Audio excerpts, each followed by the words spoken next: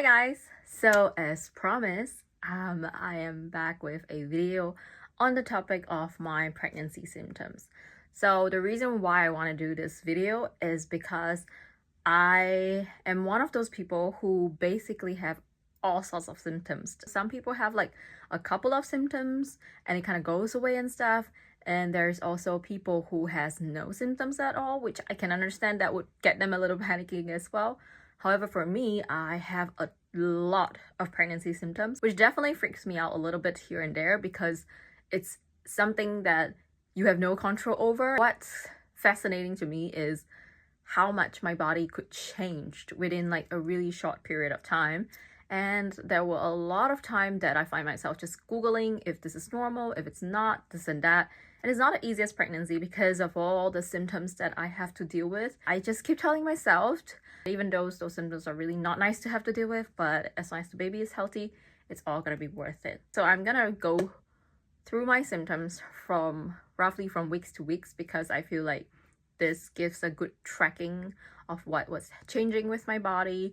And also, like, for me, when I was going through all those symptoms, I just am like most of the women. I am just like Googling left and right to figure if whatever symptom that I'm feeling or going through, are they normal? Because you can't be calling someone up every single time something new comes up. So I'm just like Googling left and right. That's why I feel like maybe if I share about these symptoms, it might help certain people who are planning to have a kid, or that if they are in the midst of pregnancy right now and going through some of those stuff, that it might help them to panic a little bit lesser, like hopefully. But I want to make a big disclaimer, which is every person's pregnancy is different. I hope that maybe another pregnant mama who see this video might not freak out as much when they realize that, oh, it can be normal.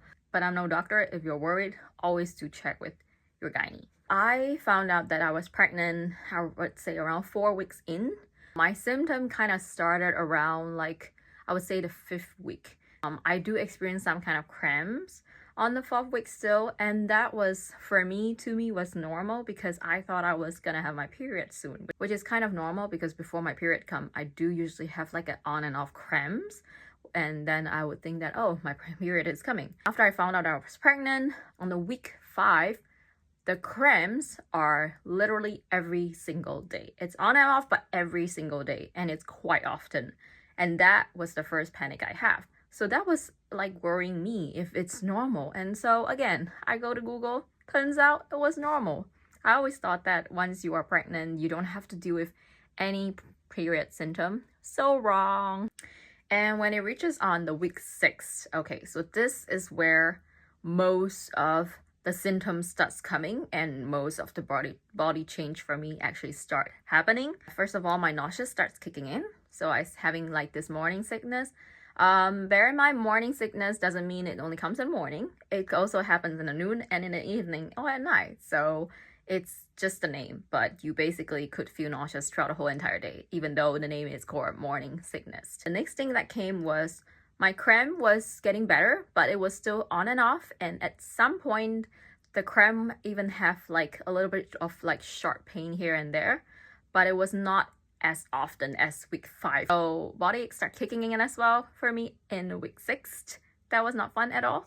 I was really tired somehow. I have no energy for some reason. I think because like your body is just changing so fast and drastically at the same time. I don't know, but I was really tired. But from what I read is that it is very normal for like women in the first trimester to just feel really exhausted and tired, even though they sleep enough, even though they're not doing much, but it's just the body changing and reacting to everything that's happening. And I also don't feel like physically fit as well. Yeah, that was another feeling that I felt. Another symptoms that I have for week 6 is actually the gum, the sensitivity on the gum. So apparently this is also a thing. I think it has to do with like the hormonal change, if I'm not wrong. I'm talking about hormonal change, and because of the hormones, body odor. Body odor. I've never experienced this before. I'm someone who doesn't really smell. Like, I don't really smell. I don't really sweat as much, and I don't really smell. I could always get by with deodorant, or sometimes even if I don't use deodorant, it's still okay because I just don't naturally smell. But I was so stinky. Like my underarms, it was smelly. And I was just like, what the hell? Like I used deodorant and it didn't really do that much. And apparently it has to do with the changes in the hormones. So yeah, like yeah, I was a stink bomb under my arms for like quite a couple of weeks. The next thing about week 6 that changes for me as well was the senses of smell heightened so drastically. All of a sudden, oil smells disgusting. The dishwasher, when you after you're done with the dishwasher, you have to open it up to kind of air it. Oh, that smell, can't stand it either. I remember walking on the street, someone like further maybe 2-3 blocks down, if they're smoking, I could smell it even before I see it. That's how sensitive the senses of smell was for me. Last but not least, for week 6, the last changes was I felt really gassy. I am either burping or farting. So those are my week 6 symptoms. The next update new symptom that came in was actually on week 9. It was shoulder ache and acid reflux. I'm currently still in my second trimester. I am like 6 months plus in right now, my pregnancy. From what I read is that people in their first trimester and their last trimester deal with more like nauseous and acid reflux and heatburn. I'm in my second and I still deal with acid reflux every single day. So yeah, with this, it really makes me not enjoy food anymore. Oh, and also with acid reflux, it means that it can come accompanied with like heatburn. So with acid reflux, if you can spit it out, please spit it out.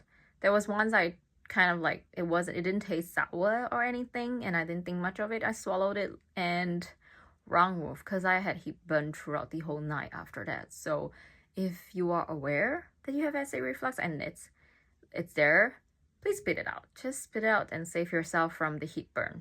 I'm not saying that it won't happen when it comes to heatburn. It most likely will at some point, but definitely if you don't spit out your acid reflux, it's gonna be worse. Those acid going back downwards, it's gonna burn your throat, and then you're gonna feel all that heatburn. So yeah, that's something that you might definitely not want to do.